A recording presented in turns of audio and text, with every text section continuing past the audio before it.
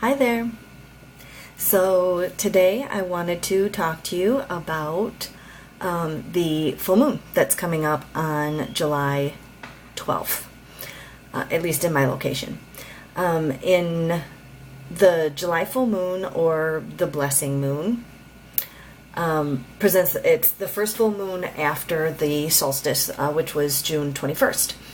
The blessing moon, you may also know it by the corn moon, buck moon, thunder moon, or the hay moon even, depending on the tradition, ancestral lineage, parts of the world, whatever it may be.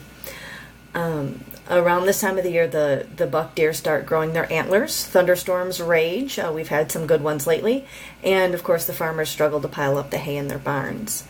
It's also the first shift into the harvest season.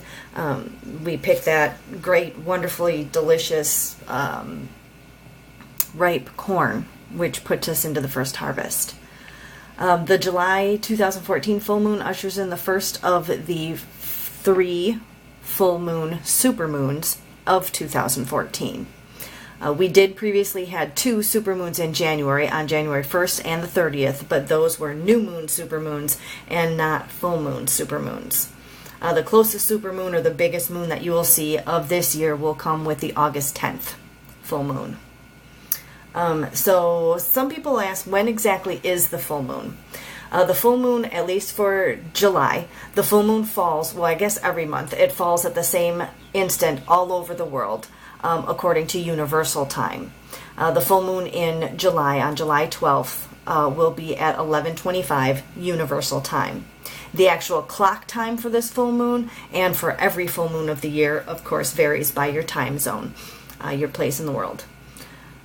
Technically speaking, the moon turns full at the instant that the moon lies most opposite the sun for the month. So that is the actual instant that it is absolutely a technically full moon, I guess. I refer to that point as the full moon's peak, or the peak of the full moon. That is the most powerful moment of the moon's impact on us, as well as in a magical sense. The full moon phase will last for 3 days, however, the day before, the day of, and the day following the full moon. It lasts, again, it looks full for those nights as well, because the moon stays more or less opposite the sun throughout the night.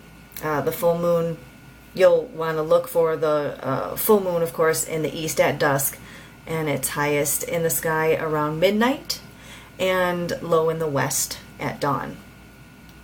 Magic can be worked to include the peak energies of the full moon for those full 3 nights. So when I'm talking about working full moons and full moons energies, that full moon phase is that full 3 nights that's worked. The full moon's peak is that instant that it's actually technically a full moon. For July, there's a couple correspondences, as there is every month, but for July, we have the colors of green, silver, and the blue-grays. The gemstones, or the stone workings corresponding to the July full moon, are going to be your moonstone, which is one of my absolute favorites. Especially the rainbow moonstone is beautiful. The white agates and the opals and pearls. The trees that you want to work with, if you're maybe finding your wand for the first time, again, if you're doing that, make sure you don't pull the stick from the tree. Make sure it's a fallen branch. That would be ash or oak. The herbs that you want to work with this month are mugwort, hyssop, and the lemon balm. I love lemon balm, especially if you put that in a little bit of a smudge stick along with it, and then you throw it in the fires that you have throughout the summertime. It gives such a great scent off. And then, of course, the element for July's full moon is water. This full moon is going to be a great time to do divination work and dream work. You want to find a way to incorporate the watery energy of the blessing moon into your spell crafting and rituals. Enjoy the relaxing feel of this month's full moon and use it for your own personal meditation. It's a very kind of flowing, subdued, kind of zen, kind of feel about this month. On the full moon night, you'll want to work magic that's centered with friendships, relationships, health, your home. You'll, of course, want to celebrate all the blessings that you have for you, no matter how small the blessings are. Everybody has blessings. You may want to perform rituals of gratitude for what you do have, or for what was given to other people as well. Because that's always a good thing to celebrate too, stuff that, that happens good to other people. It's also a great time to do research, study, or deepen your understanding or relationship with your patron gods, or to maybe put forth your request in the universe to acquire, or find out, or learn about, or connect to your patron god or goddess. Remember that you want to make sure to get those magicals and items and crystals gathered together so you can get them to bask in the moonlight to recharge as well. You can simply place them on a windowsill where you can see the moon, or where you would normally be able to see the moon on a clear night. Remember that the moon rays reach us on a cloudy night just the same as the sun rays do through the clouds on a hazy day. You can still get sunburned on a hazy day because those rays are coming through. You can still get recharged on a hazy night because those moon rays are still coming through. So next month is August. Full moon is going to be on August 10th. That will be the herb moon. And it's also the month of the first harvest, and also Lammas Sabbat. That will be the time to harvest all your herbs for use in the following year as well.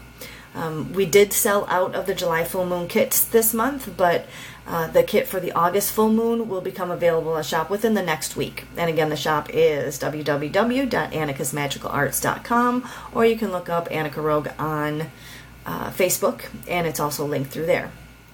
I, of course, will be working the full moon for the 3 nights along with the coven, and would, as always, be happy to place you onto the casting schedule if you need. You can find information on that in the shop as well, if you're interested. We will also have a crystal event coming up shortly as well.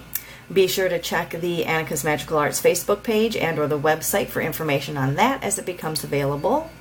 You may notice more items being listed in the shop under the crystals and gemstones category as well. I personally love my crystals and use them quite religiously all the time. All spell work, everything is used with my crystals. They give off such great energy to work with, and I think most of us that work with crystals and stones and stuff love them. That vibration, that energy that you get from them, and you just connect with them is wonderful. There are so many great crystals and stones available to work with, and I think everyone should have a stockpile of them. So until next time, I guess I wish you love, light, and a blessing moon. Have a wonderfully magical week.